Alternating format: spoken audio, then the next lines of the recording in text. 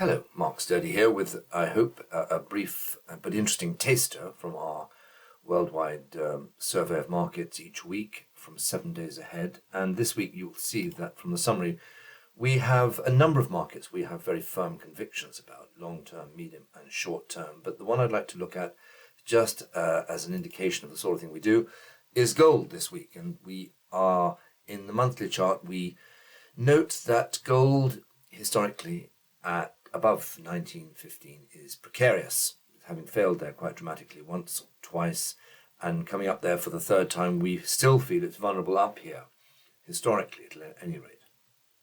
The medium-term picture is less clear. This might be considered a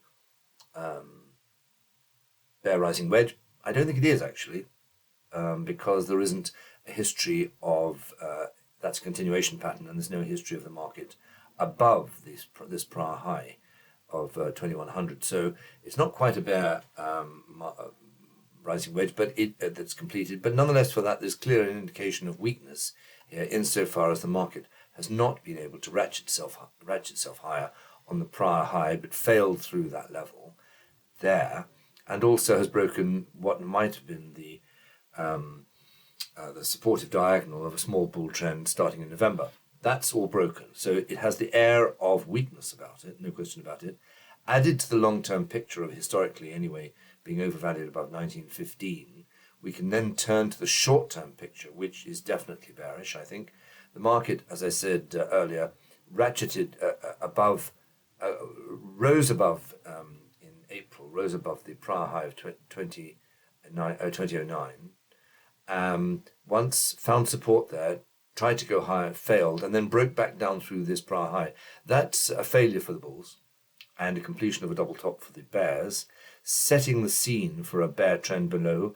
It did rally back and found resistance exactly where the bears would have anticipated it, at the prior low, and failed again. So it set the tone for a short-term bear trend, which we think, and of course, it then broke down beneath the prior low and has failed, even at the rally at the end of last week, to break back through 1949. While 1949 holds, that suggests to me that the bear trend, albeit short-term, is intact and it wants to go further.